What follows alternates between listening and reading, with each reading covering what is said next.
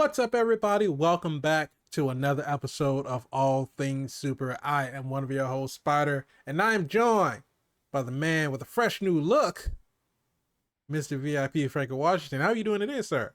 I am what they would say if they could say only one thing, which is infinitely awesome. If you could only say one thing, let it be that, because that's what I am.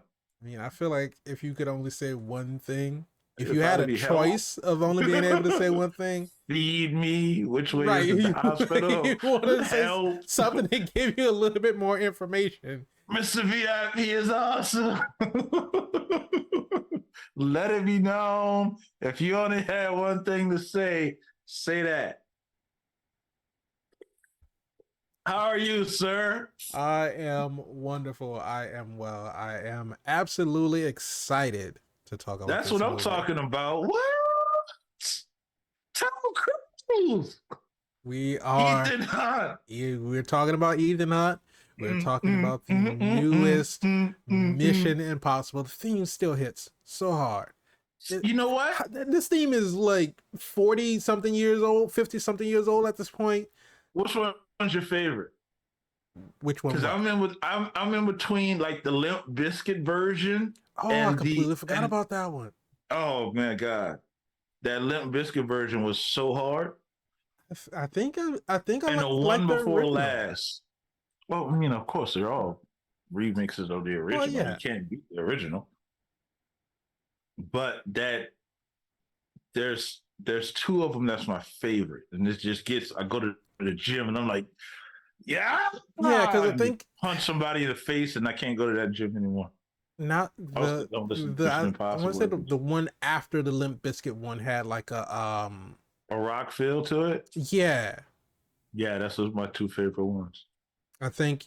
Or it was the one right after Limp Biscuit's one. The one, not that one, but the one I don't remember. Yeah, I would have to go through. But yeah, like you said, there have been different variations of it. Yes, adding a little bit of this modern flair. Yeah, this one is new. It's a little softer than what I'm. I'm kind of like my Mission Impossibles to go hard, punch a Girl Scout in the face, get them cookies. Don't do that. No. Pay for your cookies. Literally. Pay for your cookies, folks. Well, if you're in a state where it's legal, yes, but it's not legal in any of those states but one. So where are Girl Scout cookies illegal? What's that Earth, that half world? There you go. What's the Guardians of the Galaxy half world? Where Rocket didn't go. Illegal Girl Scout cookies. Did you see any Girl Scouts out there? Saw little girls get hit in the face with balls. Not a place I want to be. This conversation can go anywhere. If you didn't know, this is All Things Super, where every week we take a piece of superpowered movie, TV shows, even trailers. We watch them, we react to them, we break them down, we review them, and we ask the question, is it super? Is it? Is it? Is it? For those who don't know, welcome to the show. And for those who like the show, welcome back. But if you like that and you're not already subscribed, go ahead, subscribe to the channel, hit the bell so you can be notified. If you dare. When we have new episodes that come out. Here he goes again.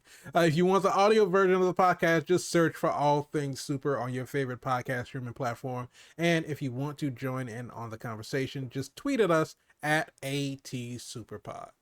And we like reading comments, so shout out to anybody who leaves comments. We read them. Anybody that leaves the comments, because we like reading the comments. Dun, dun, dun, dun. Wrong franchise. No, it's good. It's good. It's okay. But we are here today to talk about Mission Impossible Dead Reckoning Part 1.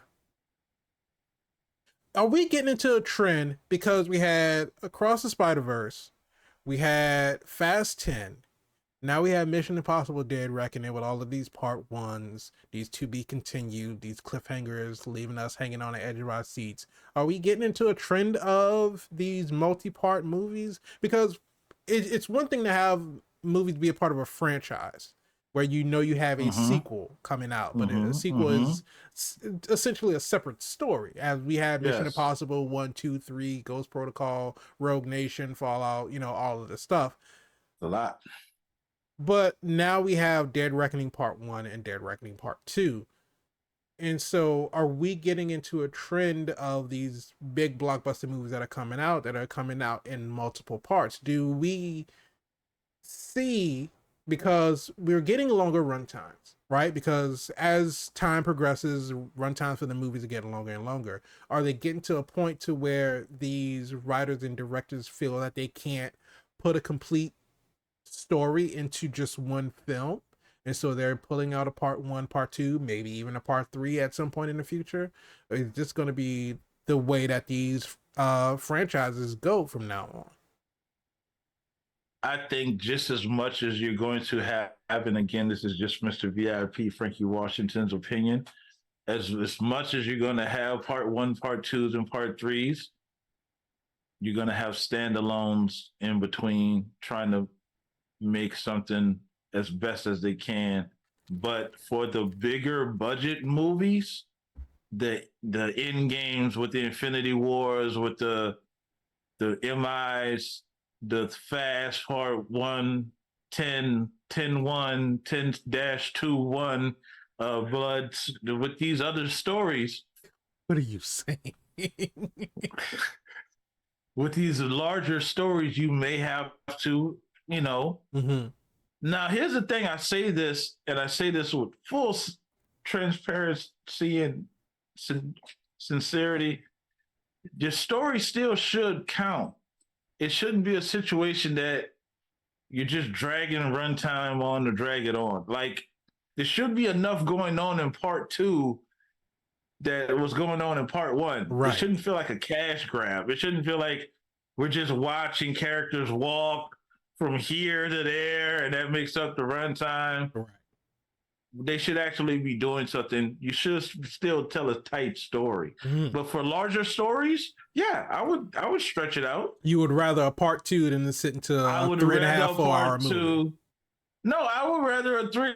Listen, I'm gonna say this. Shout out to Mr. Jackson who did Lord of the Rings.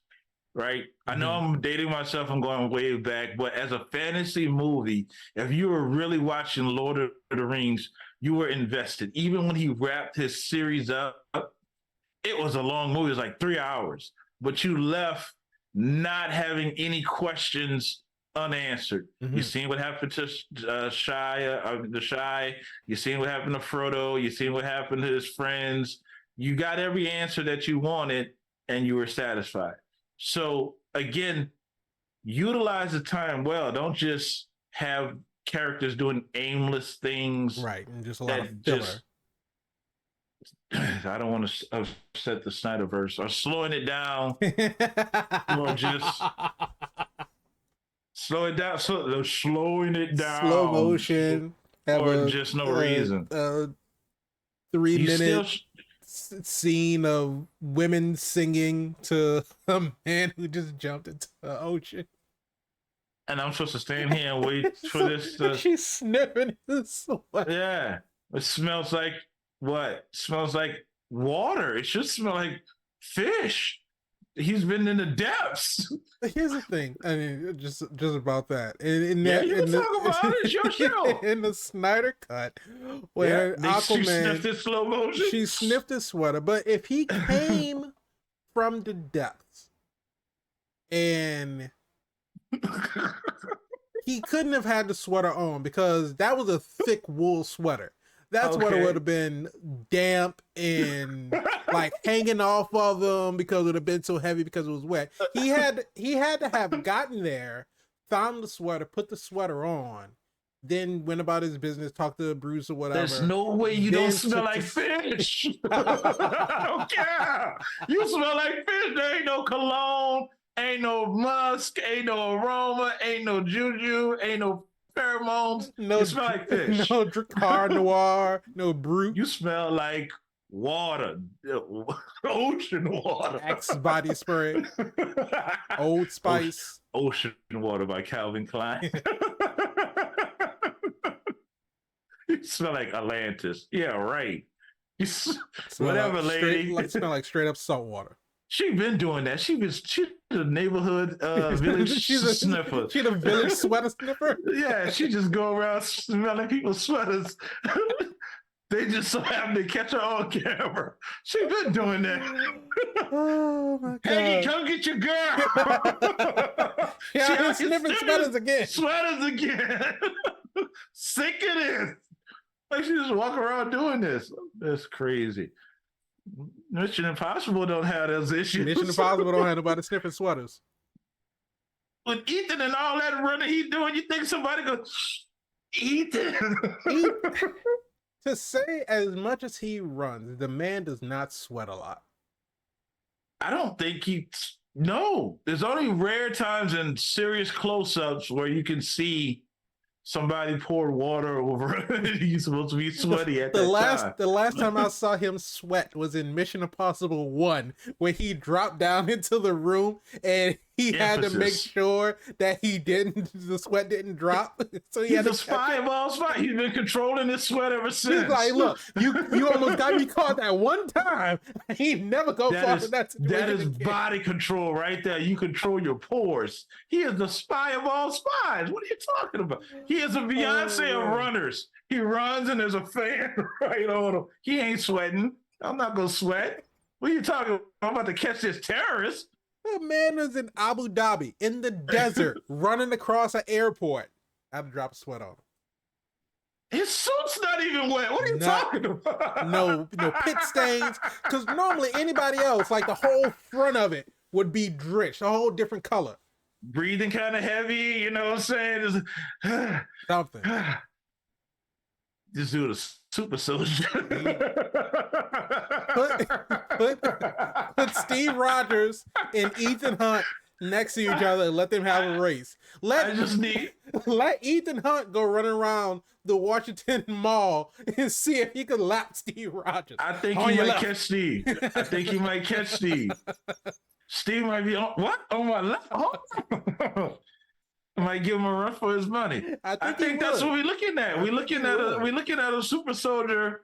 I mean, how can we say the IMF is not a government agency that has a super soldier program?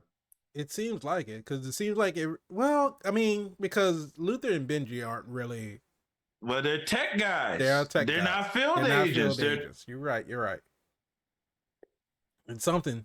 And in this movie, we're going to get into it in a second, but in this movie, we've learned that everybody had a past, that they were doing bad things, and then they were offered a choice to either accept the mission or not. And it's so funny that they have this in this movie, because in the last movie we were talking about, not Lark, what's his name? Lane. Ask Ethan, did you ever not choose yes? Have you ever said, nah, y'all got it.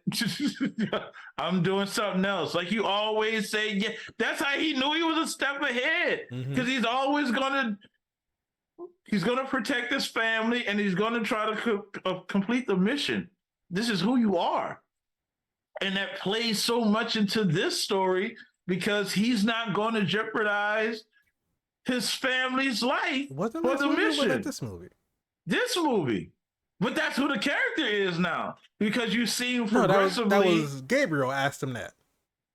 Gabriel asked him, had he never chose? Yeah, had he ever not accepted the mission? That's what I was saying. I thought Lark did that. I mean, not Lark. Lane. No, it wasn't Lane. Yeah, well, Lane's just crazy then. He did. Well, yeah, he is. Well, and I thought he asked him something like that when they were playing a record. I could be wrong. Oh, that might have been 2 movies ago. You know what? It's all it's all merging together. Now I know it's working. But it's because it's the whole thing is that's the whole thing. Your mission, should you choose to accept it. And it's so funny, because when I was watching the movie, I was in the theater, and of course that's always a part of the message, and I just had a thought. I was like, what happens if they don't? It says, should you choose to accept it? They're giving them the choice. You always have the choice. So what happens if they don't? Is it just, and it's kind of something what we talked about I can in the tell you last that. episode. If something were to happen, because he's basically getting the mission brief about what's going on, and if something were to happen as a consequence of him not accepting the mission, is that just that guilt that you have to live with? Well, really, what happened is Jigsaw comes out on a tricycle, and he's like, "Since you didn't choose the mission, you got to now pick up these match. Yeah, you got to pick up these matchsticks with your feet. I don't know. I'm just saying, you choose yes because you don't want to have to deal with that." And speaking of Jigsaw, and you making a connection you probably didn't even realize that you're making, but of course I did. Carrie Elways, who was in Saw, he's the guy that had to cut off his leg. Was it his leg or was it his arm? Well, it's Saw, so something's coming off. Yeah, don't remember which one it is because they've cut many body parts in that series. I can't remember which one, but it was his leg. Yeah, but Carrie Elways is in this in Mission Impossible: Dead Reckoning as the director of, what is he? The director of national security or something like that? Did he have both his legs? Yes, he had both his legs.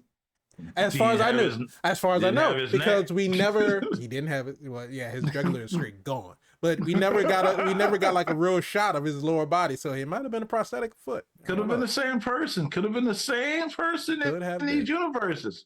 Merge these lines. Saw in Mission Impossible, the crossover you never expected. There you go. All things super brought it to you first. Would you like to play a game? Your mission. If you choose this, it sounds pretty similar. I don't know. Hey, stranger things have happened on Netflix. What else is what?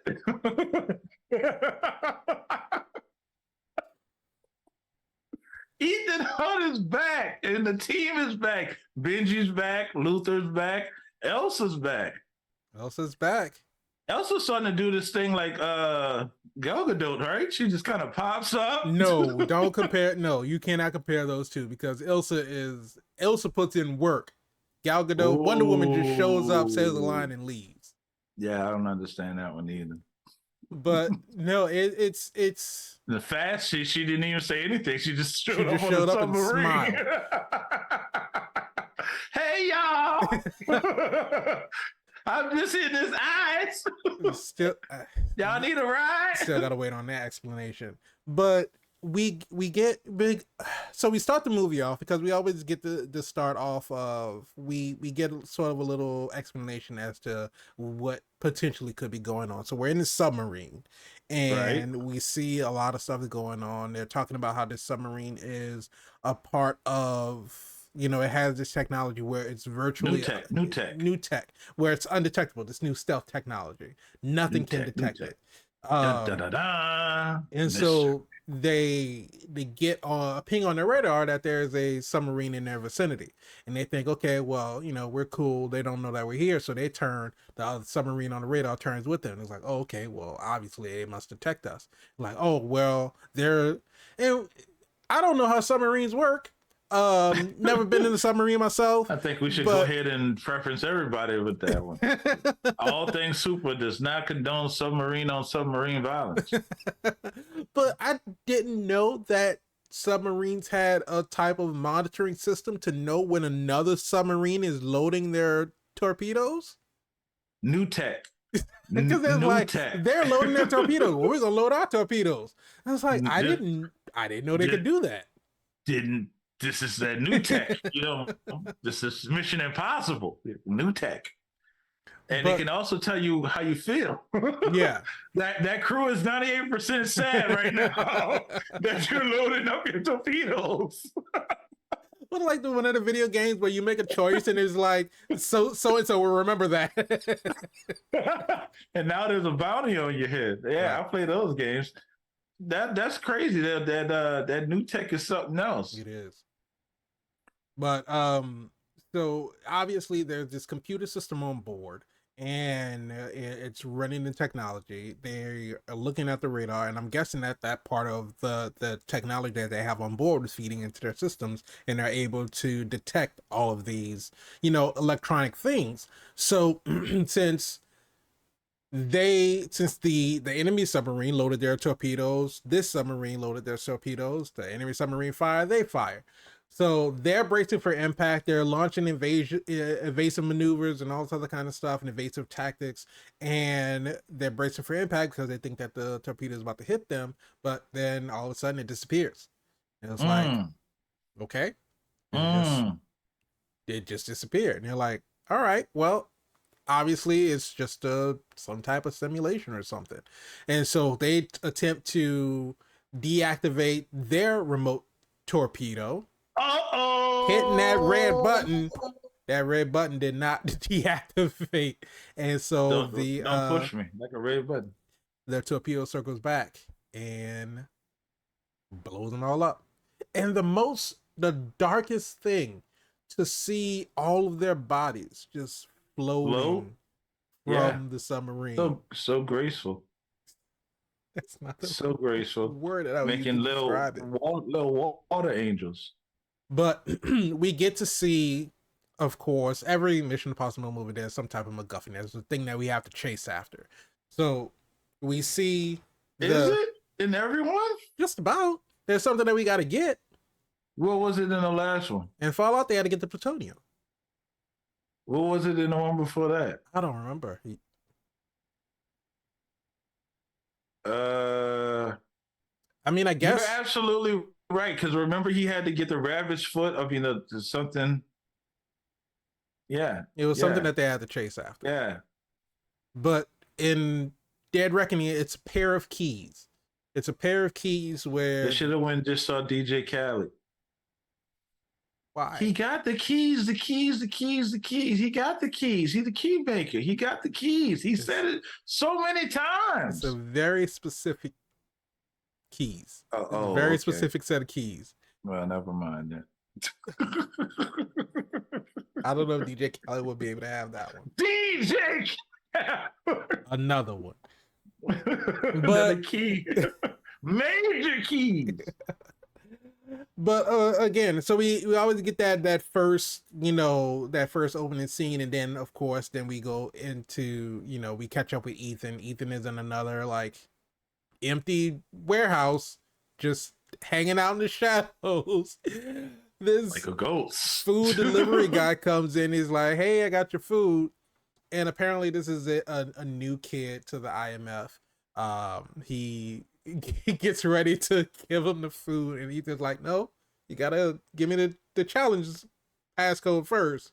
And so they go through their whole little passcode thing, and he's like, the way he was holding it out, it was just like so awkward. He's just like, here. He's like, you can put it on a table, and he literally turned with his hand still I would think outstretched. there's a bomb the way you The acting. way he was holding it, it was just real weird. It's bomb-ish. I don't know. I'll be like, hey, open it. You open it. Matter of fact, you eat it. I'm good. You acting too suspect. I know you knew, but Right. And so Ethan, I mean, we live in a world of spies. How can you trust anybody? You really can't. You know. There you go. Ethan knows for a fact that anyone could be anyone, and I mean, especially with these face masks, right? And he just lets, like, does he not have any security? Like in the last one, the guy had to knock on his door for him to get the message. This one, the dude just walked straight in. Disrespectful, just disrespectful with it. The way Ethan was just like hanging in the like, how long? Because these messages come unannounced. You never know when you're going to get a mission. So anytime, how long was Ethan just standing in the shadow? He learned that from Keanu Reeves. He's in John Wick. John Wick comes out the shadows. So sometimes you just got to lay back. He's like Batman. He just standing there. He's the Batman of MI. He is the Batman of MI. But he just standing there just waiting for somebody to show up. I don't know. So cool. That's so cool. It was weird to me. Write you a song, make you stand in the shadows. But so we got another mission. We get Kittredge back again, giving Ethan a mission. He's put him on a Hey, mission we to go haven't find these seen him keys. since what? Part 1, right? It's been a minute. It's been a hot minute. Welcome back. Because we've had so many other like IMF directors. It kind of makes you feel like where he been all this time, though. So I don't know if we could trust him. You never know. In a show, you can't trust anybody. Right. But it makes you kind of feel like, oh, we got Kittredge back. Last time we saw Kittredge was kind of in Ethan's corner. So I don't trust him. I'm gonna be 100 with you. I don't trust him. I don't like what he ordered on the menu. I don't like nothing about it. I don't like his tone.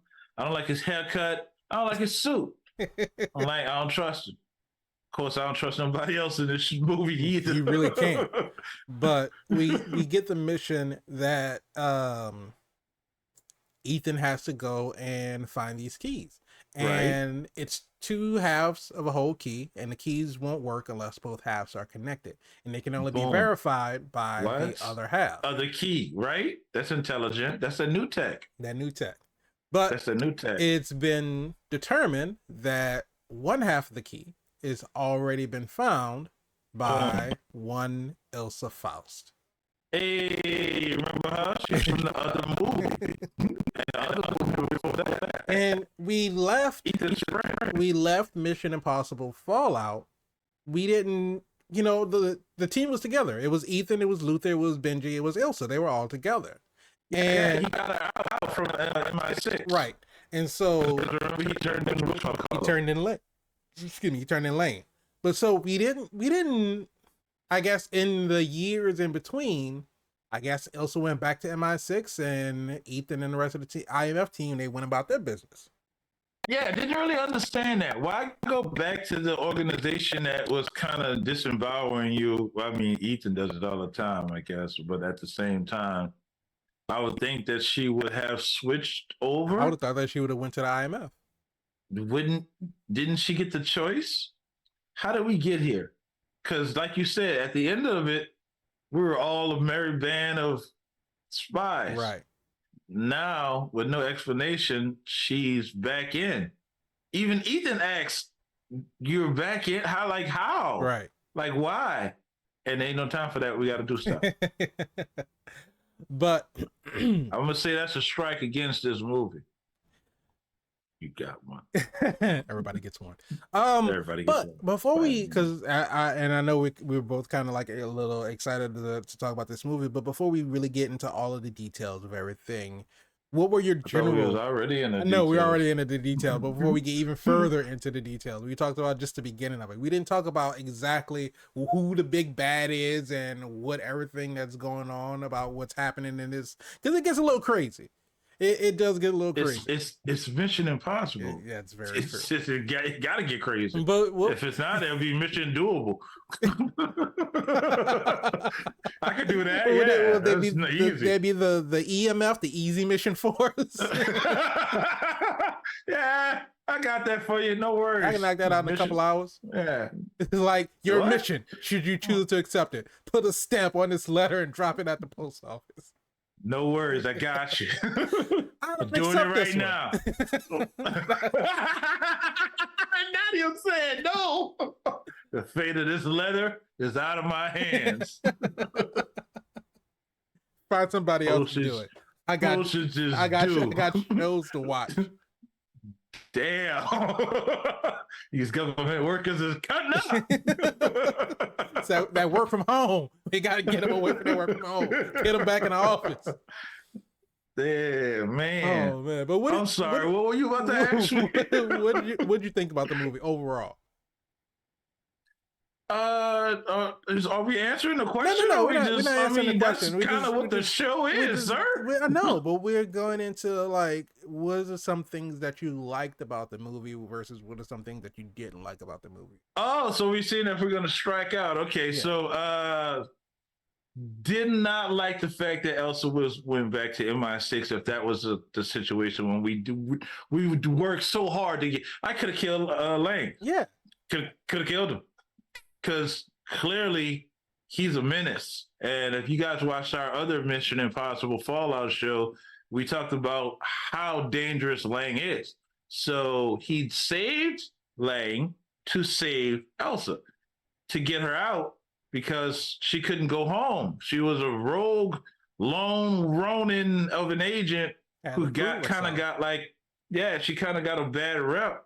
And then, Ethan came in, saved the day. Like he saves the day out here just saving these and gets the job done. And then she turn around. It's like when your girl go back with their ex and the ex ain't no good. It's like, Right. why? Like I What said, I happened? saved you from this. Yeah, and you went I gave back you now. out. And now you're here again messing up my stuff. Give me that key. That's what I didn't like. That's strike two. Give me the key, and you won't give me the key. We're friends. What are you talking about? I don't care about you. Give me the key. I need the key. You know I'm gonna get it. Right. So you might as well give it to me now. I don't like the sleight of hand that we kept running into. No. I don't like the sleight of hand. Listen, there's so much sleight of hand in my mind, in my brain now from Now You See Me. Oh yeah. Which I love that Now You See Me, but at the Good same movie. time they overplayed the sleight of hand. I know it was a ground achievement I mean, for a lot of cinema, but they what else is a stayed on it. movie They about stayed on it too long. magician criminals? What else are they gonna do? It was too long. It should have cut some of it down some. But there was a lot of sleight of hand with the key, Yeah. and a lighter. The lighter came And back a few times too many. Yeah, I would have liked it if they kind of did it like Guardians of the Galaxy. You saw the troll, and then you didn't see him again until he opened up the thing, and it's Right. like got him. So there was too much of that. That's two. And then for my third one, because trifectas is where we live. We structure out. I don't think they should have killed Elsa. Spoiler warning. I mean, they're already Sorry. in it. If you gotten this far, you already know what it is. If you're watching this show, you already know we're not doing spoiler warnings, so I'm just being sarcastic.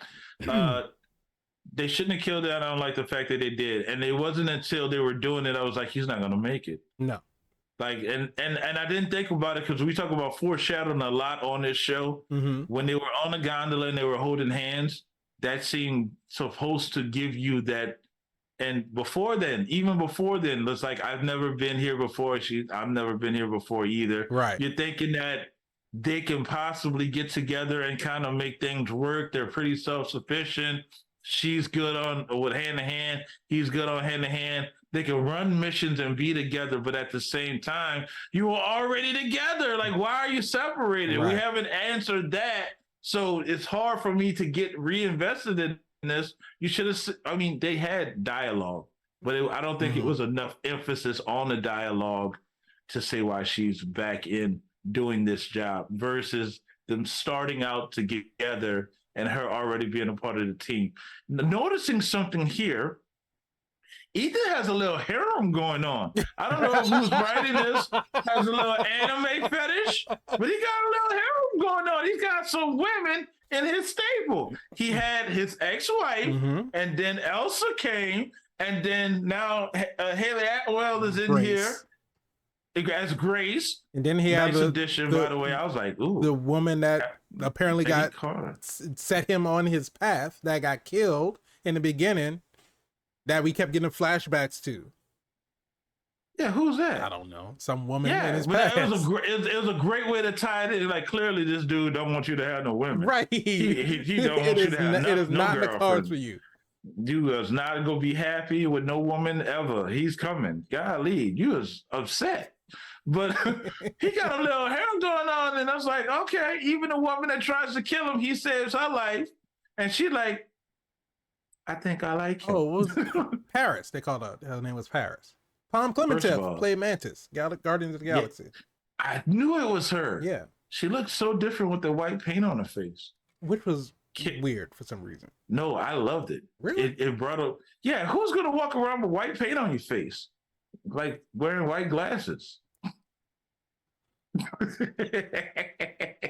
It just stands out. It takes a bold move to do something like that, to wear face paint in public. and She walk around with a sword. she didn't have too many lines, but she was brutal. Deadly. Like she was very aggressive.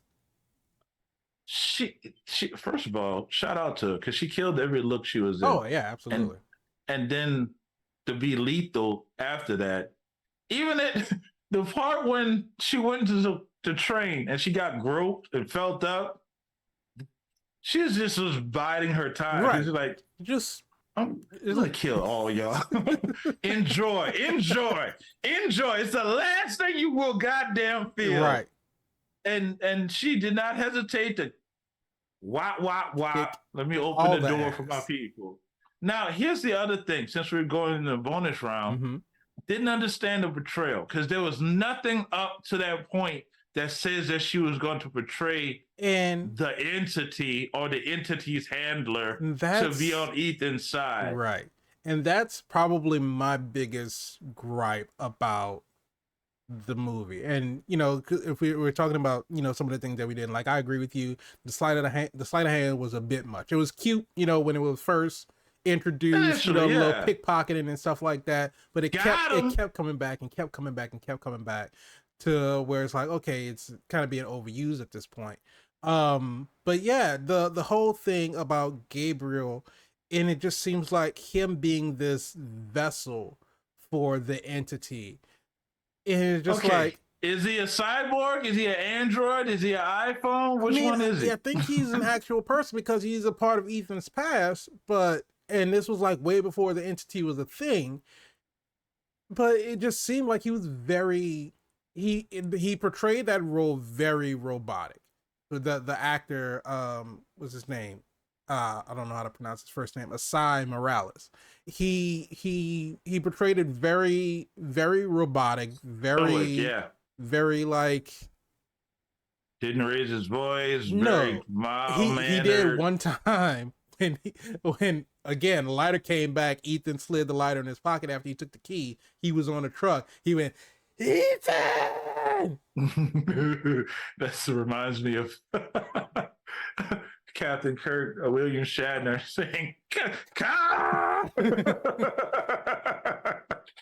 But I don't yeah, have but it enough was in this just cup. he outside of that one moment, he never showed any emotion. And it's one thing because, and we talked about this like a while back because we were talking about like different villains and everything, how Uh you huh. have villains who they show, they don't tell, right? Right, And right. That's the when best you ones. have villains like, and we always kind of go back to the MCU because you had villains like Zemo and Thanos and Killmonger who were relatable in a sense because you understood their motivations, you understood what they were trying to do, and you can see like, okay, this makes sense. And Thanos never yelled, right? Thanos never got angry. He never got emotional. He Z really didn't, even when he got kicked in the face with anvils. He was like, all that for a drop of right. blood? That's it. And Zemo never like yelled. Zemo was very calculated. He was very he reminded me he reminded me of Lane almost. Zemo and Lane kind of was like kind of hand in hand, like kind of It might be cousins. five step. They could be, They could be but five cousins. steps ahead. Have this whole thing planned out and let the protagonist play into your plans. But he never got emotional, never got angry. Like just went about his plan and everything.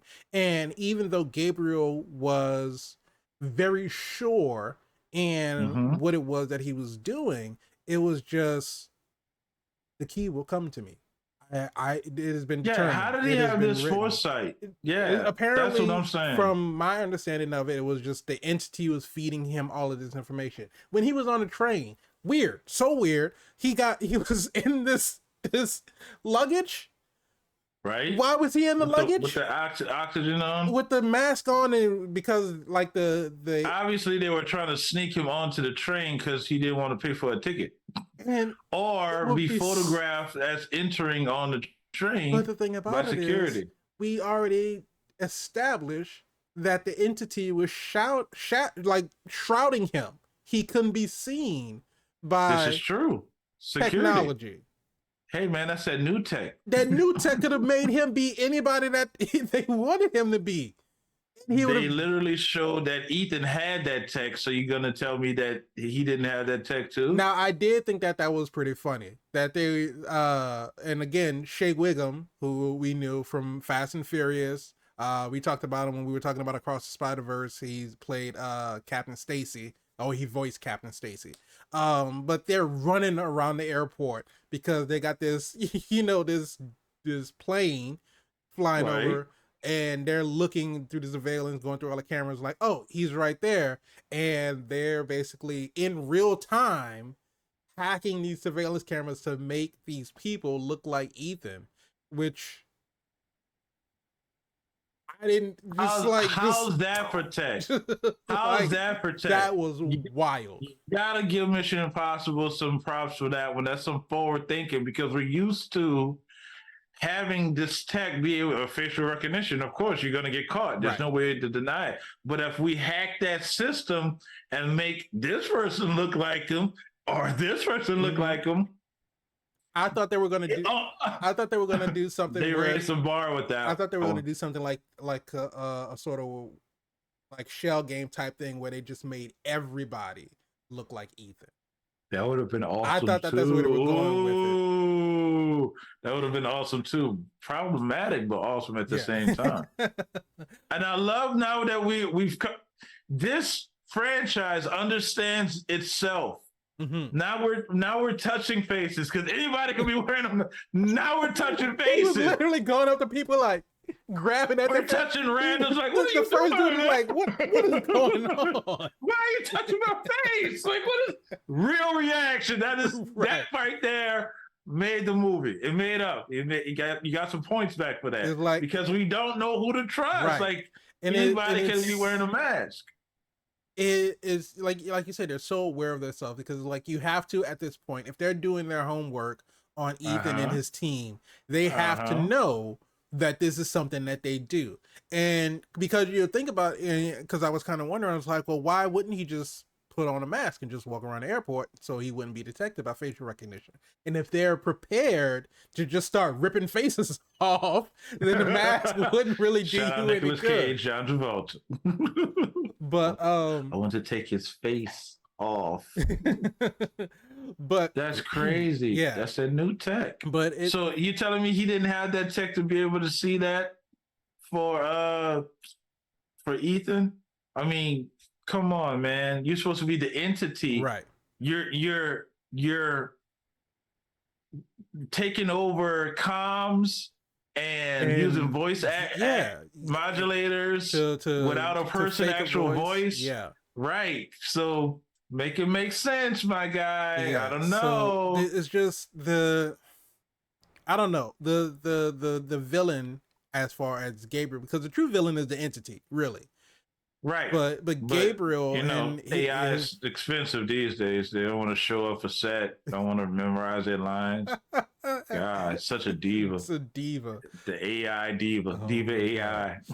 But yeah, Gabriel, he didn't seem threatening. Yeah, he really didn't. He didn't seem threatening. And like when you have Raisin Bran.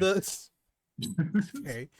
But the fight on the bridge between Gabriel and Elsa, like I knew at that point I knew that Elsa was gonna get killed because of course they did the foreshadowing of, you know, before this is all over, somebody who you care about is gonna die. It's either gonna be Grace or it's gonna be Elsa.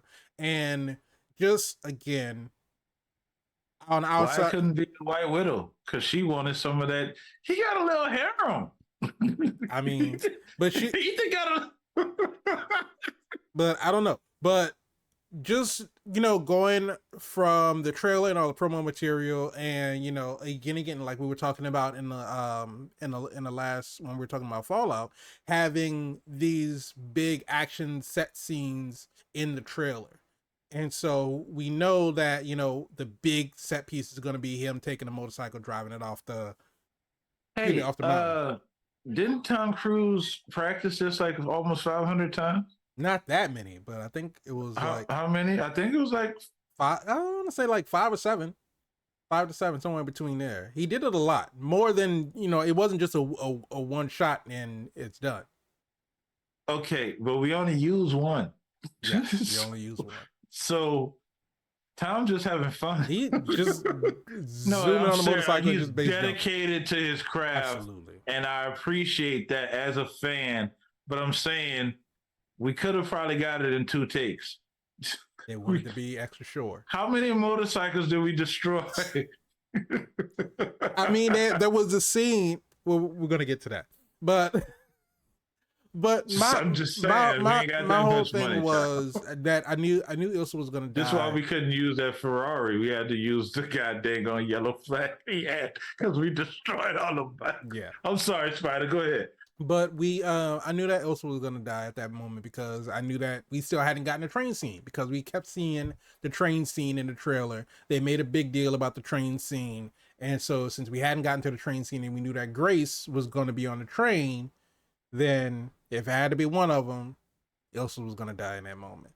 But leading up to that, again with Gabriel not being threatening, I thought that Ilsa was gonna win that fight because she really, he showed no reason for any of us to think that he was skilled at hand-to-hand combat, right? Because we don't really know anything about Gabriel because we see except he wear nice suits, right? Except he wear nice suits, and he has 2 switchblades for whatever reason. Well, we didn't know that until he took him out of his pocket. We never seen him like kill nobody with him. It was right. Like, oh, you got knives? Is that the reason that we were supposed to be scared of him because he had 2 knives, and the only reason that he got the knives back is because Grace picked him up and started to try to fight him with him? There you go. Strike if Grace 4. Had Is that 5 now? If Grace hadn't picked up the knives, would Ilsa still be alive? You know what? I don't trust Gracie either.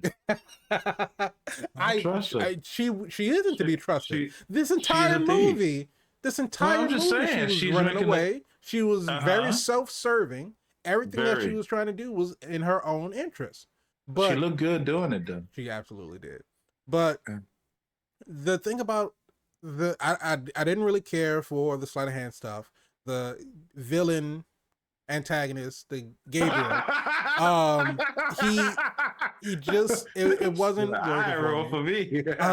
But the other thing that I didn't really care for, didn't really understand, was why did Ethan care about Grace so much so fast? Hard. Wow. It was like less than a day. And he ain't even, you know what I'm saying? This ain't James Bond. They were just friends. He just happened to come across her in the airport because she pickpocketed. Didn't know nothing about her. They get into a conversation, and just because he's trying to get the key from her, and he wants to help her, he needs her to help him get the key back onto the guy to go to the buyer.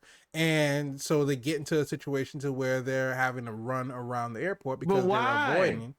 Why did he need her to get the key to put? Why didn't he put it back? I don't know, because apparently he didn't have enough faith in his own pickpocketing skills. Because he has pickpocketing skills. You see it in this movie. And he also put stuff back. Like, there's a whole lot of pickpocketing going on. It's like too much sleight of hand. The key is in this pocket, He took it out of this pocket, and this MacGuffin is just annoying now. Yeah. Is this filler? Filler? It's not filler, but it's a weird way to get the key from one place to another. Because more straightforward direction that we can take this key in. We still get a offhand explanation as to how Ilsa got the key in the first place. How'd she get it? Because that's classified. No. She's still disavowed from MI6. So we did all this for nothing. We did a whole because we were talking about how she went back to MI6, and she was saying that she had contacts in MI6 that told her about the key. That told her about a meetup that was going to happen, and so she got there first, took the key. But he's like, did this happen? Did this meet up, or did this information, did it come to you in person? She was like, no, I'm still disavowed. They wouldn't risk meeting me in person. So she's still not a part of MI6. So it's still, why were you not still with the IMF? Why are you not running with Ethan and his crew? These are big strikes. These are big strikes, and these writers wrote them. That's not us. I'm just pointing out something that y'all might have not saw. I don't know, Spider. That's a great question, because I was like, when y'all left, y'all were together, right? And you turned Lang in, and we clearly said that you were good now from the old movie, but now you're not good. So, did you do something to mess it up? Did somebody change their mind? I mean, if she's rolling with Ethan, she's got those rogue tendencies. She probably did. You should have said no. Should let somebody else do it. Somebody made a stamp on the envelope. Somebody made a coffee wrong and she went off on him or something. I don't know. You know, she does have a temper. I seen her punch somebody. She put that eye patch on and you know it was time for business. She is deadly though. She is very She is deadly. No, I mean she dead. She got killed. I didn't understand, like you said, I couldn't I've seen her do so much as in hand-to-hand combat. It's hard to believe that this individual took advantage, and even in this fight she was winning. Yeah. So it's hard to say that she got killed like that. I was like, and then we didn't get any closure for this death. You know, not all times that you do, you just get to see Ethan run up and see her lifeless body. Yeah. She's unalive, as they say. And now you know it was him because you know he said one of them had to die. But again, because this is written. Yeah, here's the thing. Show me where it's written. Right. It's like, if it's written, give me the receipts. Let me see it. I want to see it on paper. Written. Yeah, let me read it, because you making stuff up. you just made that up right now. The way he said it in the, like, you were just in the, and then you know what? I'm good. It's gonna come to me on the train. Right. Like, wait, what? He's like, I'm not even here for the key. And his whole thing, allow me to tell you a story. Oh, I guess you're going to tell me a story. And it's like, where is this? It's like, these things about him, it's like, it should be like, this is a pattern for this person, but we have no knowledge about him to establish this pattern. They gave you a flashback. Which he said nothing. We don't even know why he shot the woman. Well, we saw Ethan run up and don't get no closure, so clearly that's the pattern. There you go. And now it's triggering again, just to remind you that I kill your women. You will never have love. I kill them all. Because the entity told me to. Exactly. That's so childish. Like, you have a nemesis following you throughout your life. See, every time you get the relationship, he come with a knife. Ethan said, stabby. Ethan said, I thought he was dead. And in the flashback, we see that Gabriel shoots this woman. Her name is Maria. The only reason I know that her name is Maria is because it was in the credits. Because it's a Santana song? No, it's because it was in the credits that her name is Maria. We get no dialogue about who this woman is. We get no exposition as to why she shot him, why he shot her. Hey, what movie you want? You want this one or you want that one? I just want to know, why are we flashing back to this scene multiple times if we're not getting any explanation as to who this woman is? Tune in for part 2. As to why she's important. But the thing about it is, Ethan said, I thought Gabriel was dead, but we get nothing in the flashback for him to even have a notion to make him think, because Gabriel, he shoots her and then he leaves. So what makes you think that he's dead? Southwest, I don't know. He tripped over land. I don't know. I don't know.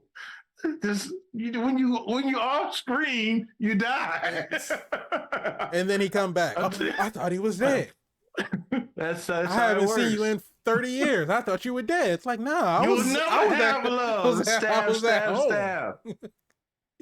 That's a hater for you, boy. That's just, a just, hater. he's just following behind you. He peeking out from behind the curtain. Not See a woman yet. that he's Not talking yet. with. Not Not yet. yet. Let him develop the relationship a little bit more. He goes back behind the curtain. And play on the entity. Oh man. The My entity side tells him, hurts, man. you have to wait until July 14th, and then their relationship will flourish enough. Then you can ruin it. Stab, stab, stab. One of your heroin women are going to die. Which one? I'll leave it up to you, Ethan. It's like, if you're going to leave it up to me, I'm not going to choose either Right. one of them. What are you talking about, dude?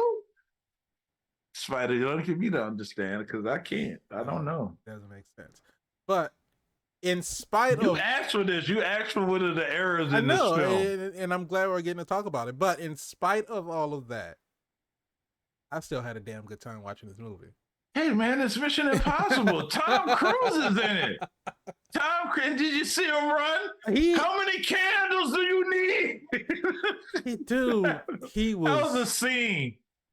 Those candles I was like, he was running through a field of candles. And then he hit the corner. When he hit the corner, there was more candles. I was like, I don't know who did this scene. I love it. It's a lot of candles. There's a lot of them. And I love just being able to see, because of course, you know, the Mission Impossible, as far as a franchise, the movies follow, like we talked about in the last episode, they follow their certain tropes, right? They have these certain points that they have to hit on. Gotta have a mask. But we get to see all of this in new ways. So like the fight scene in the alleyway, that's like shoulder width apart. Oh my God. They took the Daredevil fight scene to another level, right? I can't even move. Right. I get claustrophobic. And the way it's like, first of all, Paris, the woman, and the guy that she was with, both of them should have concussions, brain damage, something. Because Ethan took and slammed, he was like, bow, bow, like on both walls, like played Pong with their head.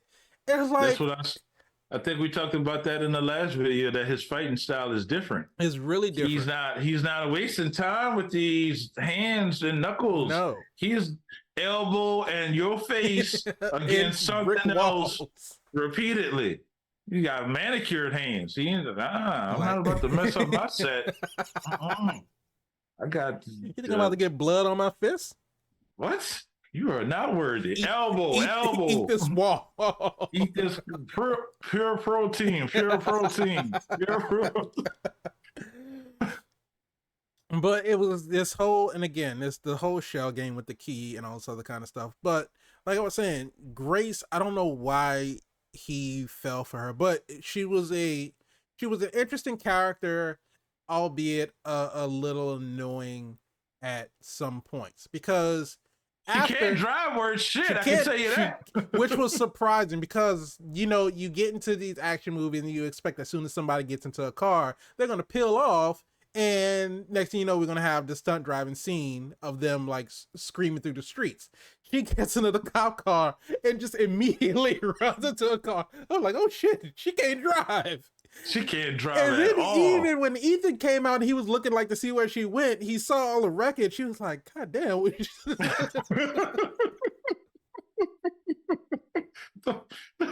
This way. Yeah, she's like, that is the way she went. That's the way. And then she runs into a car and she's like, who parks like this? Like, right, because it's never your fault. Driving into the parking lot. It's never your fault. And I love that for her, because it was like, you really can't drive. I saw the movie in Dolby, and ain't you fancy? Dolby has like they bass boost everything, then there's like a little bit of the vibration in the chairs. So that's why people go. Yeah, you know, part of it. And it's also like the color gradient is a little bit like more picturesque, and the blacks are blacker and the brights are brighter, you know, all that kind of stuff. Yeah, that's what they tell you. That's the way that they say it. But no, when she was driving and she got hit by Paris and got into that wreck, and like, because I'm not expecting it, because she was pretty much on the straightaway. Like, I'm thinking, okay, cool, she's getting away. and my chair shook so damn much. I thought I got into a wreck. I was like, oh shit. That's money well spent right there. That's the experience that I want when I'm watching a Mission Impossible movie. Goddamn right. But shit, it's and hard. we talked about in Fallout when Ethan and Walker jumped out of the plane and got struck by lightning, how the audio dropped out and everything. And they kind of did the same thing here, where she gets into the accident, the audio drops out because she's stunned, so there's like a ringing and everything is kind of distant. And I love the camera is like, from her perspective, it's fuzzy. She's like kind of rocking back and forth trying to gain her like vision, gain her composure, and you just see this motorcycle just coming out of the side of the frame, blasting into these people. I'm like, Ethan, what did you do? He just launched a motorcycle at these people. Sometimes you got to do it, man, and it's a damn shame how deadly he is with a motorcycle. His accuracy is great. Hey, bullseye. It was shot so perfectly because that's the last thing you expect. Because you're thinking that because they're trying to get her out of the car, right? Because they can't open the door, and then the motorcycle just, it's just. One thing I do appreciate that Eden couldn't open the door either. Right. Normally, you'll have your character rip the door off the hinges, and all of a sudden, because he's there, no, he had to walk around. Yeah, and use the door and get. And then he still out. struggled with that one too. Exactly. Wow, what is happening right now? We are lowering the stakes so we can raise them later on. But little small details like that ground your character. That's all I'm saying. But for those who are taking notes, the fact that Ethan shows up, pretends to be your lawyer, tries to be like, look, I'm trying to help you, I'm trying to get you out of all of this. Now, here's the thing, Spider, before you go into that, I know in the States, that's a huge thing when your lawyer shows up. They got to let you talk to your lawyer. Right. I don't know how well that transfers over in other countries. I don't know if you have those same. I don't know. I hope to never find out. But yeah, I don't think their lawyer works like that over there. International, right? You know how many passports she had? Right, like seven passports, and she had a warrant out in every single one of them in every country. So I'm like, I don't know if you got a global lawyer, right? But I guess. And he was just like, you can wait outside, and like, okay, we'll go wait outside. Okay. Well, no, we just go walk away and leave. Right. And it's like, well, they were dead by the time that happened, but at the same time, they were knocked out because they used like the little green grenade things again. Also, shout out to however they shot that in that beginning scene where we get Ethan kind of infiltrating this, leaders of the Security Council meeting, and he threw those grenades up in the air. The woman that was sitting in the chair, and this was shown in the trailer too, when it like blows up in her face and she like gets knocked back. Like if I can watch anything on, the behind the scenes, I want to know how they shot that scene. And if they just told her to like do that, and if she just like did that on her own and then they CG like all the smoking after it, she played that perfectly because it looked like she got hit in the face with an explosion. Horrifying. But again, ATS does not condone bomb uses for any no, not at all magnitude. But I didn't like that that scene. Oh, we're back on this because I just got reminded of it. But that scene where they're in the room and Kittredge is kind of talking about what the IMF is. Or not even before you explain what the IMF is, they're explaining like what the entity is and how it was AI and it was like learning and then it like started to become sentient and all this other kind of stuff. And they're explaining all of this to Carrie Elways, and it's like everybody gets to say a line, and it's like nobody talks like that. Like you don't have a room full of 5 people and everybody gets a piece. Like this is a chorus line. That was the entity right there. I think we're looking at hybrid kind of people who talks like that. I don't know. How do you know who was the person going to say next? So And I don't know. what I'm if throwing somebody theories what if out there. somebody missed their line? If somebody read the wrong line. They said their part too early. And then you're just looking at them like that sentence doesn't make sense. At all. It's just an interesting, instead of just having like one person like one person say something, then Deliver have the dialogue. director ask a question and then have somebody else answer it. That might have made a little bit more sense. But they Is had this like a is literal this string of conversation with each person saying a sentence. was this around when the writer's strike started? I don't know. Is that what this I is? have no idea. I have no clue. Do we have to piece some things together? Is this why Paris didn't have any speaking lines outside of French? I mean, she spoke a little French, right? Yeah, she spoke a little bit of French. But yeah, and to go back onto your point as to, you know, why would he even think that she will betray him? And it's the whole thing about the entity knows all and everything. And it's like, it's sort of a, Yeah, show don't tell. How do we know that? but it's sort of a cause and effect type thing, right? Because to that point, even though Ethan saved her life and Right? he apparently knew that, and so he used that as a basis that because Ethan saved your life, you're going to betray me and you're going to tell Ethan everything. And so that's, I'm going to try to kill you because of it. Had he not done that, would she even have tried? No, there was no evidence showing that she would. That's what I'm saying. You didn't catch her sending a text message late at night. You didn't. You're like, Ethan, what you doing? You know, you looked out for me. And sending Ethan that you up text. Yeah, you up? I got chicken. You know what I'm saying? You can't just do. What else you gonna have late at night? What? Don't. Yeah, them cookies. Uh, so that just came out of left field, and those happen a little too often. Yeah. For us to kind of. And you know me, Spider. We talked about this on the last MI. Listen, I'll fight you on the train. Mm-hmm. And I see the tunnel coming, so I gotta lay down on the train. I gotta lay down flat. Mm-hmm. And keep in mind, they got these lights coming, so I gotta get out of the way. Right. Because I don't want to get hit in the face like what's the other guy that was on the train? Oh yeah, it was Voller.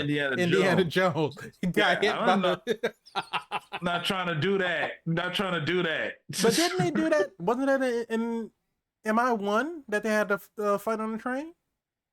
Of course, man. We talked about this already. You could only do so much. So you got we back to the train. Right. I don't want to fight you that much. Like, I don't want to fight you that bad. I'm not trying to fight you that bad. Can we wait until we get out of like, can we call it? Because literally, when they were laying down, Ethan was like just laying down trying to protect himself, and he pulled. How many knives does this dude have?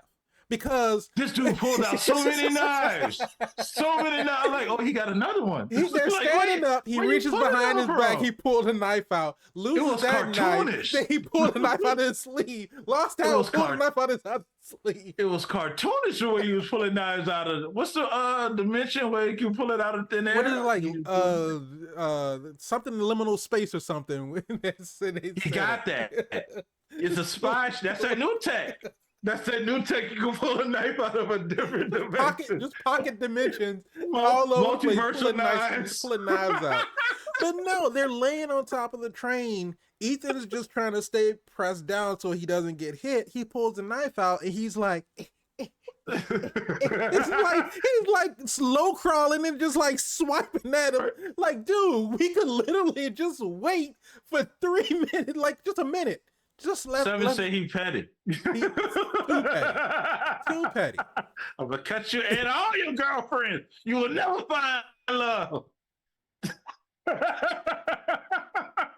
Why you gotta? This man literally trying to hold up for his life, and you trying to cut? I cut Elsa. I want you to know that was me. And then the knife is all about this big, right? It's not the size of the knife, but it's how you cut it. When you stab the knife into the side of the train and then use it as a pole to swing and kick, that is when the size of the knife matters. Hey, do you know that Fast is coming to an end, right? Like Fast and Furious, the franchise is coming to an end. Yep. I think Mission Impossible is kind of swerving in that lane of just ridiculousness. foolery that's going on. Just ridiculous foolery. The knife was literally like this long, and he went like that to swing on it. It's like the amount of the knife, because this long hilt and blade. So the amount of the knife that had to go into the train for you to be able to use two hands, all your body weight to swing kick.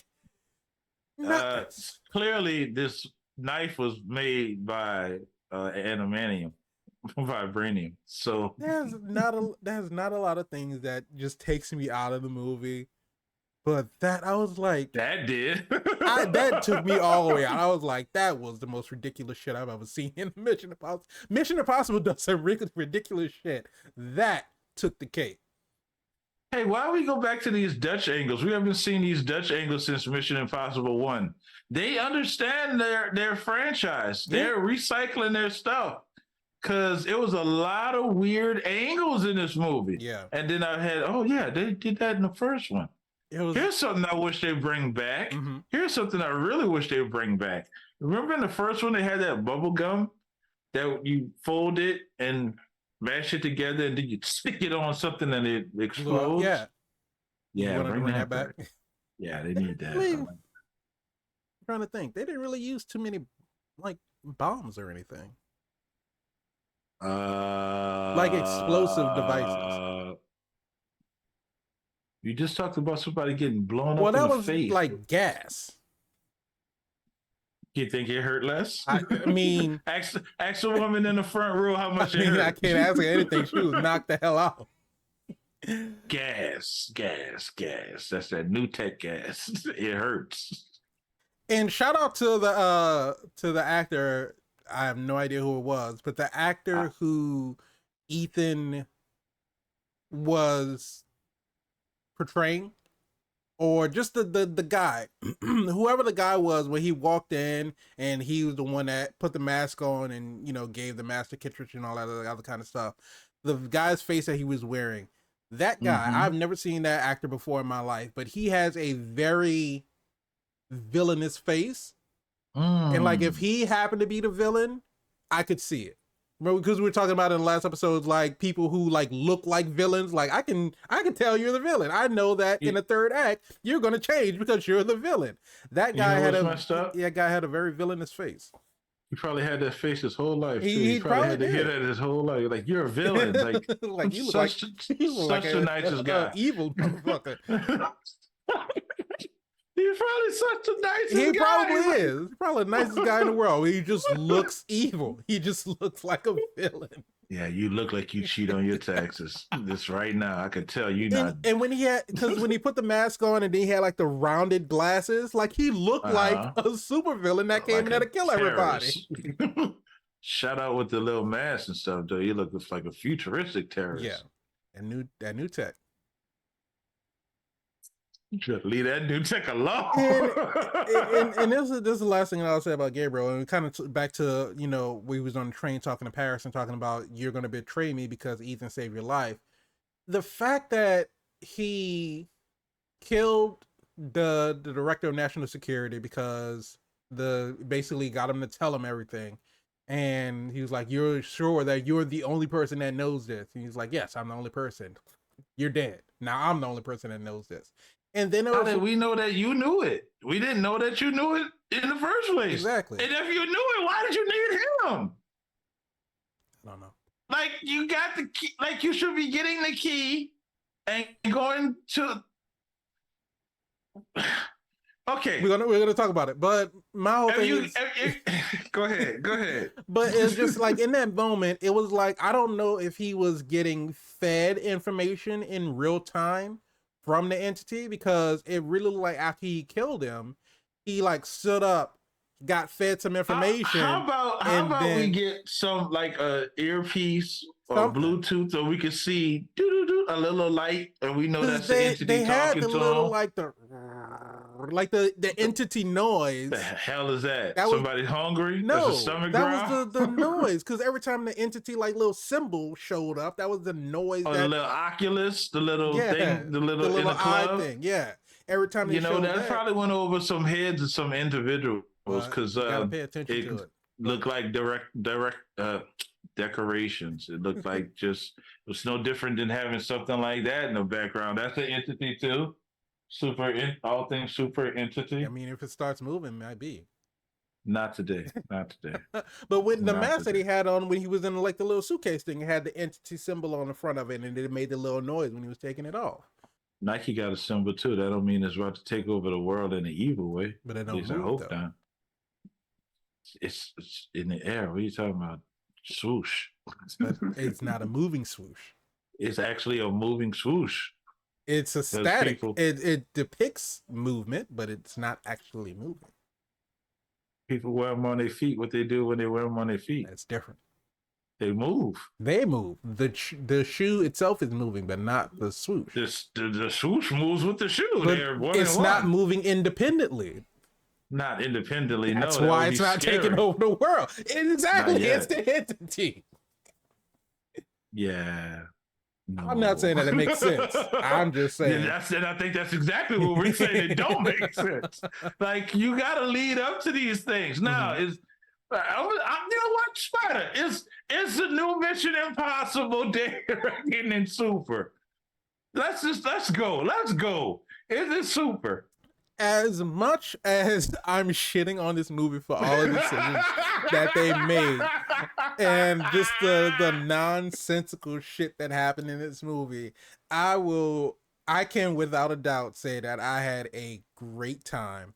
The action, Yeah, okay. Yeah, you can say that. there was so much, and for me, this is just for me. Other people may feel a little bit differently You about know it. what? They watch this show, so they clearly are here to see what you have to say. But I felt the suspense because Okay. even though I know that Ethan's not gonna die, I knew that Ilsa was gonna die. Like even in that first scene with they're in the airport and Benji's trying to defuse the bomb, and Mm-hmm. it's giving him riddles.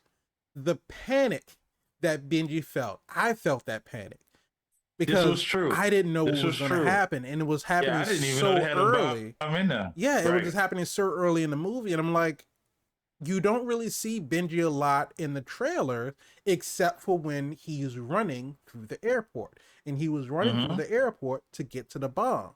So I was, Mm-hmm. in my mind, I'm thinking Benji could possibly die right now. Mm-hmm. Maybe it's not a nuclear bomb, maybe it's just like a lethal gas or something. Benji could die in this moment.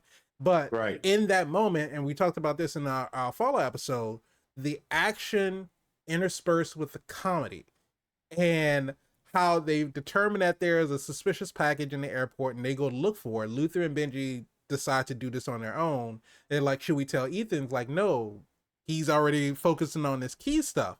Mm-hmm. And so they mute themselves. Luther's sitting here having two conversations, and then they get to the riddle. What is something about the riddle, like what's always approaching but never arrives. Tomorrow. And when they ask him that, and they're getting to this last, little part, they're running out of time. And so Luther tells Ethan, there's a bomb in the airport. And Ethan's like, why didn't you tell me it was a bomb? It's like, well, you were busy. We didn't want to bother you. It's like, if there is a bomb, that is something that you bother me for. You bother me. Yeah. This is the job. And it's just like that, and the action and suspense and just all of that throughout the movie. Everything outside. But then we have Gabriel show up and just start staring at Ethan. Yeah, and waiting to cut your girlfriend, waiting to cut her. And he's like, he disappears from the glasses and everything. Everything outside of the actual story of chasing the key, learning what the entity is the sentient artificial intelligence. Everything about this movie outside of the actual story was absolutely phenomenal. And I enjoy the action. I enjoy the fight scenes. I enjoy the chase scenes. I enjoy the chase choreography. I enjoyed, the twist because the director of the national security shows up. Kitcher shows up. He's the one that was the buyer for the key. He's trying to get the key. Who's going to get the key? Nobody should have the key. We got the two police officers or the special agents, whatever, chasing Ethan. And one guy is like, what if Ethan is actually a good guy? They have that whole conversation like, It's worth the question. like, does anybody ever ask Ethan like why he went rogue? Like, has anybody Right, ever sat down and again? talked to him? It's like the Right. meme is like everybody's always asking, what's up, but everybody's always asking, like what you're doing, but never how you're doing, and it's like Mm. all of that stuff put together made for a great movie. The story as to why they're chasing this key and what they're trying to do with the entity or what the entity is trying to do. Because, like Luther said, Luther told Ethan, you have to let Gabriel live, get the key and leave. And all of a sudden, Luther is smarter than the entity, I guess. But Luther always has these like words of wisdom. He's always dropping these pearls of wisdom to Ethan or to Ilsa, to somebody as a part of the team. Luther is always the Anybody one. that's gonna listen, he Right. got a story for you. Luther got a story. Like They Gabriel don't let said, me I do suppose much. now you're gonna tell me a story. But so Luther tells Ethan, the entity is afraid of you. Because that's the only reason that it brought in Gabriel, because it knows that you are the one threat to its existence and you're the one person that can stop it. So you have to get the key, get off the train, and you have to be the one in order to do that. Because say if you kill Gabriel, you lose. If you don't get the key, you lose. Either way, the entity wins. And that motivation for Ethan to go, and honestly, Ethan was still going to kill Gabriel. Yeah, he thought about it and he says, "Yeah, I'm gonna go ahead and kill you." Had the cop not got to the top of the train and told him to put down the knife, Gabriel would have been dead. Blood was shit, and there was a point to make you understand And then, we wasn't playing. again, this whole I'm 5 steps ahead of you, so as soon as my watch hits the zero, I'm gonna just lean back and fall into this truck. It's that's not the way that works. Because if inertia, objects in motion tend to stay in motion. He would have leaned back like that to fall into the truck. He wouldn't just fall flat. He would have fell because he would have been coming at an angle and he would have slammed into the side of the truck. But regardless, at the end of the Somebody day, didn't do their science. at the end of the day, I left the movie and I enjoyed myself. So, But is it super, sir? despite all of the complaints that I have about everything Drums, else, please. I think that Mission Impossible Dead Reckoning was super. Was super? I think it was super. With all these strikes against With all it? these strikes against it, if you could have a How is movie, that possible? if you could have a movie that has all of these strikes against it, but I can still walk out of it and say that I had a great time, I think that says that the movie is super. Wow. Two questions I want to ask. Mhm. One, and I think I asked this question before on the different franchise or a different movie. Is it to a point now that studios cutting trailers have to be so manipulative because we've talked about this before? They give too much in the trailer. You can kind of say exactly how the movie is going to go by watching the trailer. Thoughts? I think that they do, because if not, then you're going to have people that are going to figure it out. And we kind of mentioned this and we kind of talked about it before. We're in this space to people. So many people are doing what we're doing now, and we kind of talked about this a few episodes ago about the sense of the criticism from certain movies. Like you say that we're not critics, I say that we're critiquing. We're not critics. You know why? We're going to put our money where our mouth is, and at some point in time, we're going to do a movie. So therefore, so you think critics can't make their own movie? Who has done so? Who's done so? I'm not saying that anyone has, but I'm saying, are you saying that they challenge out there to other content creators to make their own movie, and we'll put our movie up against their movie? because it's everyone says, oh, it's easy for them to say that. They don't understand story structure. They don't understand pacing. They don't understand blocking. They don't understand lighting. They don't understand scores. They don't understand the character having to overcome adversities and becoming somewhat different on the other side, learning a lesson. They don't know that. Clearly, I know that because I just said all those things. But the point of what I'm saying is we got to at some point do. So Spider and I are going to do a movie. We'll let y'all know. It's the first It's time going to be hearing of super. it. Y'all can Y'all let can us let us know know if if it's it's super. super. Right. There you go. But no, I think that as far as the trailers go, they have to, because they feel so compelled. And like we were talking about before, with, you know, having those big stunts, because we saw for the Mission Impossible Dead Reckoning trailer, you had to have the scene of Tom Cruise taking a motorcycle, jumping off the mountain. That 500 jumps. had to see it. That was the thing. This is the big stunt. And that was such a small part of the film. And it really almost seemed like that whole thing was orchestrated just for that stunt. Like Gabriel speeding up the train because he just so happens to know the plan that he's going to try to jump on the train. So we got to speed it up so we can knock off their time schedule. But And see, that's the thing too. It's like you're stepping your villain up because you have to have a villain. Remember, we got to have a villain that's more of a menace than before. then Lane, Obviously, who was AI has already to. like 4 or 5 steps ahead. So now we have to Yeah, create an AI who is impossible to be able to be ahead of an artificial intelligence because they know the algorithm. They know you better than you know yourself. So they know what you're gonna do. yeah, but they didn't bring into the element that half the time Ethan is making it up. Exactly. You said that before because which one was that they were underneath the water and he took the guy and took the fire extinguisher and made him swim off and that's the one with Yeah. Jeremy Renner in it. Yeah, that Jeremy was Renner was in Rogue it. Nation. Just was it the one with Paula Pratt? I mean, Was it's not Paula Pratt. uh It is I know who you're talking about. I can't remember. Paula Patton. Paula Patton. Yeah, that was that was That Rogue one. Nation. I thought it was Ghost something. Okay, Was that so the Ghost point of what I'm Protocol? saying is I think so. So I could be wrong. I could be They right. all, like we said, they all running together. But the point of what I'm saying is he's like it's not rocket science. I gave him a target. They shot the target. We went the other way, Right. right? So how can you make predictions on what I'm going to do when I don't know what I'm going to do? They literally said that in the movie because he's explaining the plan to Grace. And they do what they always do. They have like this sort of, and like we say, a show don't tell. Instead of him Right? sitting there and explaining like this is what we're gonna do, and then this, and then this, and then this, they actually Mm-hmm. show it like it's playing out, and then they flash back to the present time. And so Did she that was, in the last movie too. yeah, they did it with the last movie with them, with Zola shooting all the police officers so they could extract Lane.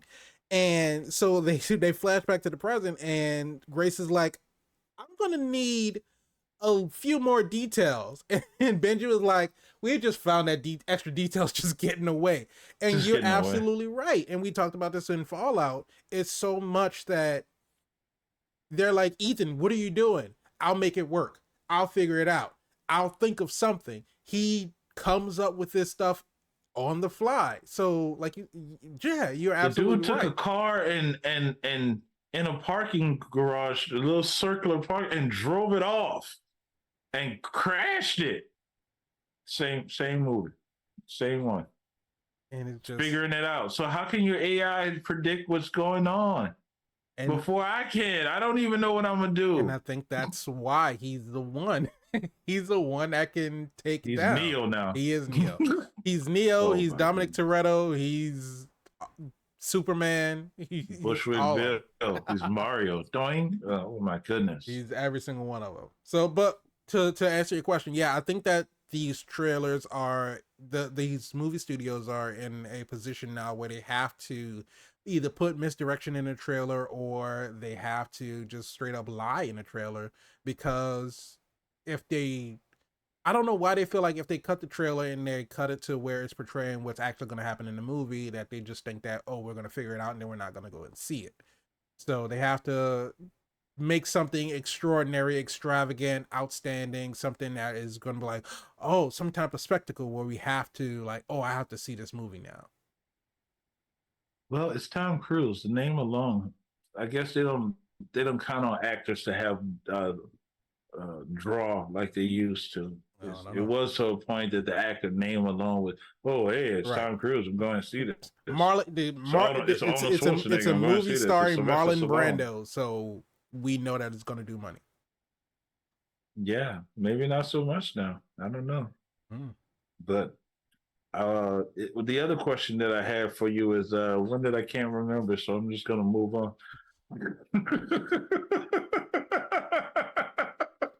Well, I have a question for you. That. What's that? My What's question, Mr. VIP Frank of Washington.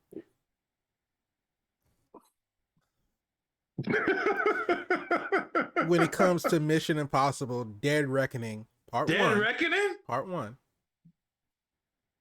Is it super? Is it super? It's a Mission Impossible movie. It is a Mission Impossible movie. That's it. It's a Mission Impossible movie. I am not going to answer this question.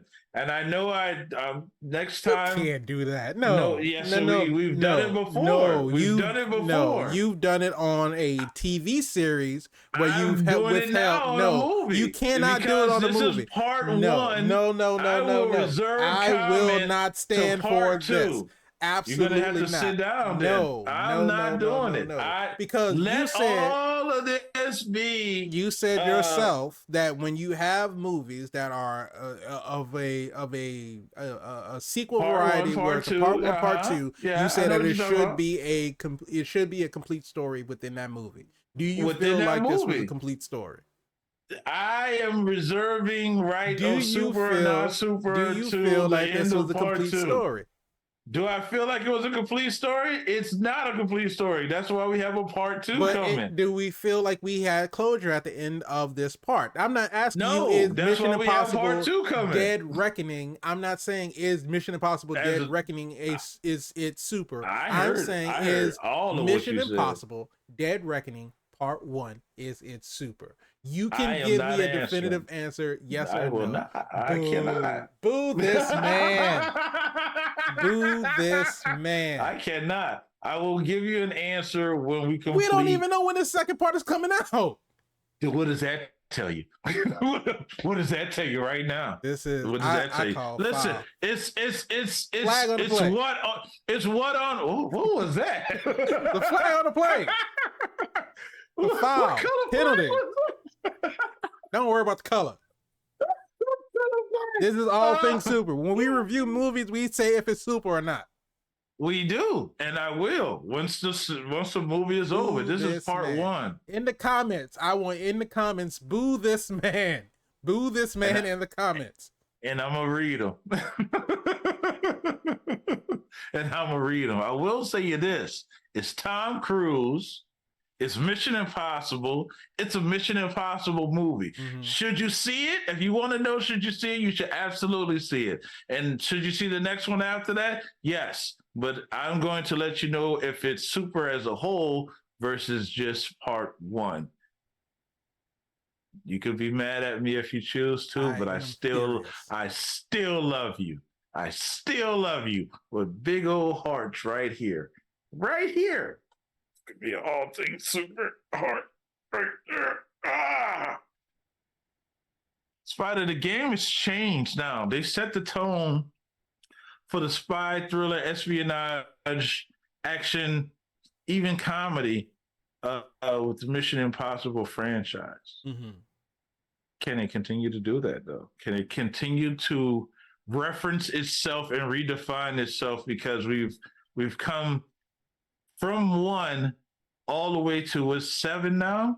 Yeah. With little bits of references inside of 1 through 7. We talked about the Dutch angles that was in 1.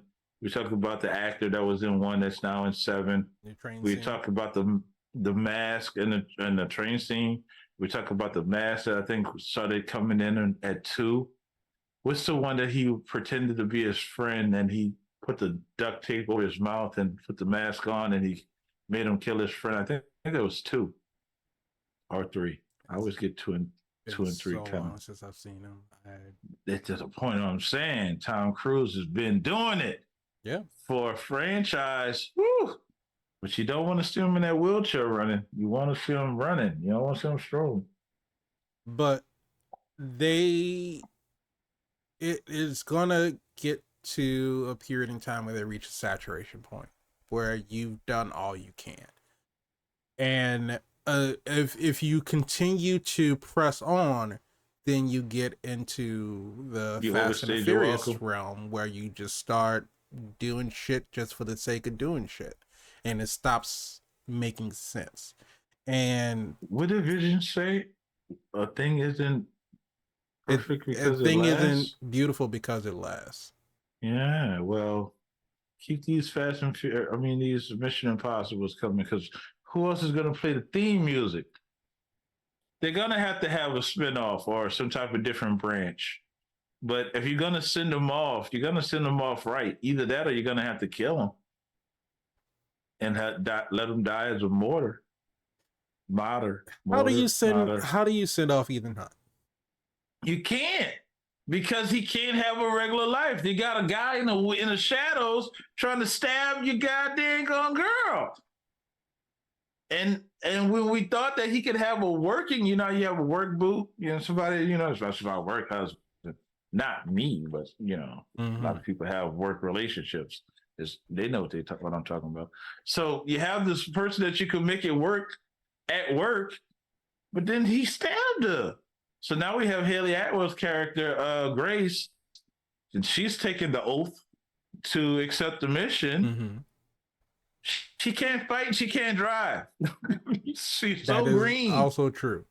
But She's, even in the closing monologue, Kittredge says that Ethan thinks that because he offered Graves to the IMF that he's saving her, when in reality he's just buying time.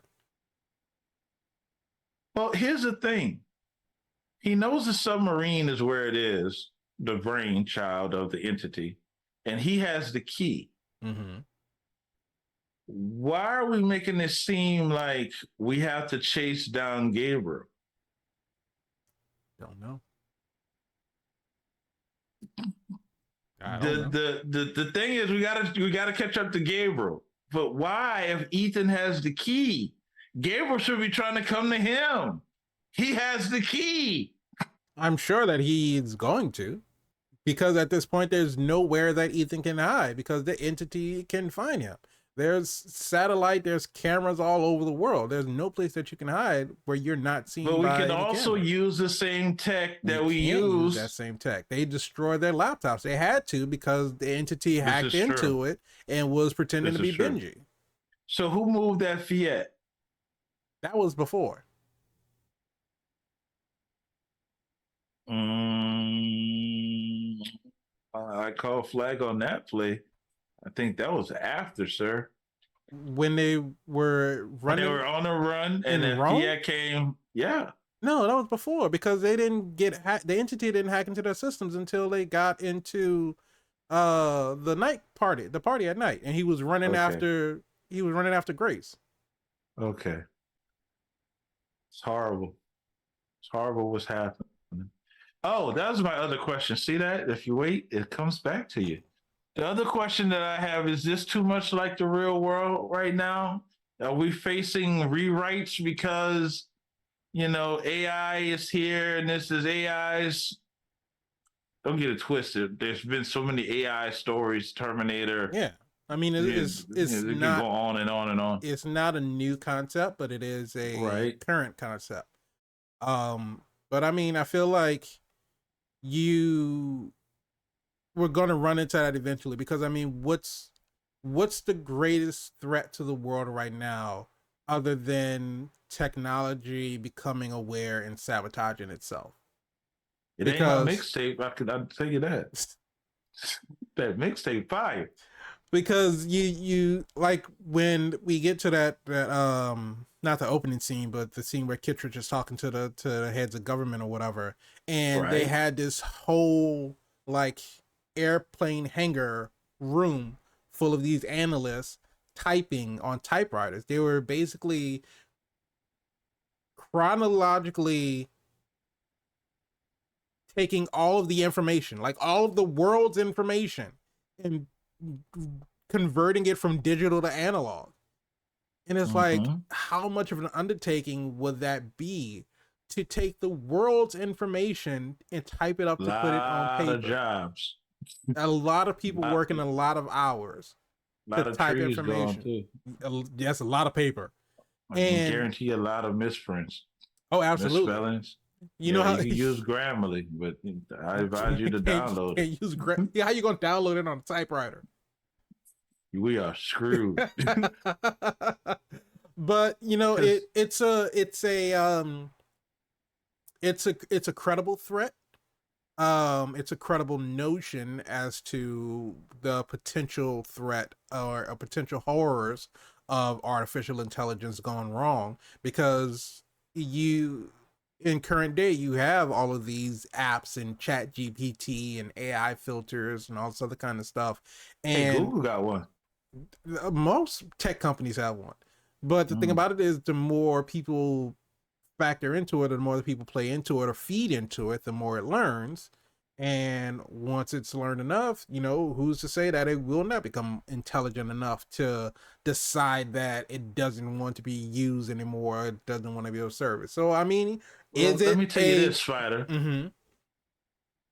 It can't take our guns. It can't. That AI can't take our guns. It absolutely Let that. could. I'm sure it can. It can do it.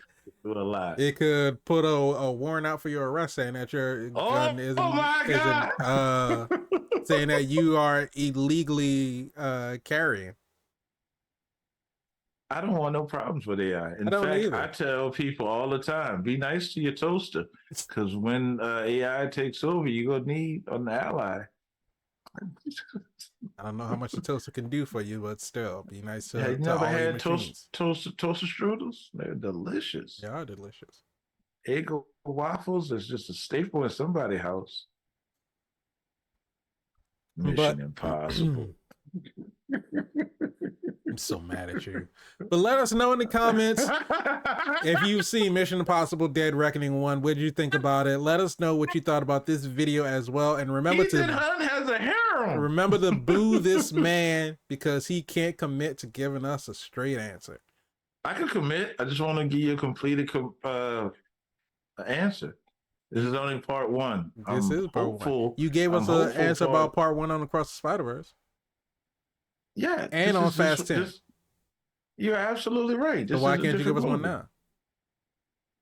Because that's not this episode. But remember, Ethan Hunt needs to be able to finish his story. it's not even him telling the story. He's the character we're following. Yeah. Okay. But remember, if you like this video, go ahead, hit the like button, subscribe to the channel, hit the bell so you can be notified when we have new episodes that come out. If you want the audio version of the podcast, just search for All Things Super on your favorite podcast streaming platform. And if you want to join in on the conversation, just tweet at us at ATSuperPod. And we like reading the comments. Apparently, they're going to be really juicy this episode. I've been looking forward to it. Boo this man. And I will read every boo that you put down. Mission Impossible. And, you know, just to peek behind the curtain, What's that? just for the audience and for everyone who's listening, if you don't already know, Mr. VIP Frankie Washington and I, we are brothers. We also have other brothers who like to listen to the show, and one of our brothers, BJ, It's a lot of us. It is a lot of us. But when I told BJ that I was going to see Mission Impossible yesterday, he was like, tell me everything. I was like, well, you'll have to listen to the podcast episode so you can find out all of our thoughts. Yeah, people hate when I do that. Hey, what'd you think about this? Oh, we did that on the show. So what'd you think about it? Listen Go to the watch the podcast. show. Listen to the podcast. You'll learn everything you need to know. Any questions that you have, they will get at answered. least watch the show, so you can say you agree, you disagree, and we can take the conversation from there. Right. Don't just, the show is here for your enjoyment. It's entertainment. Take a little time out of your day and give us a listen. Yeah. Put us in your ears and just walk around and just the way you phrase these things. Just that's where we need to be. Right there. Your drum. Right there. Get your ear entertained. There comes. Benji gave him one when they had to when they were getting to the train. Benji gave Ethan like a little earpiece. There, it looks like it pierces the eardrum because it looked like it had like a needle on it. I saw that. That's new tech.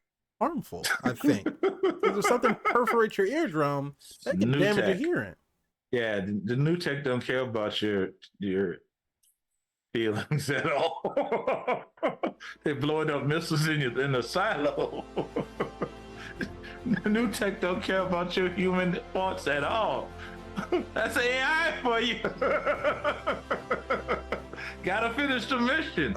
Ethan has never had a villain that had to finish the mission more than he has.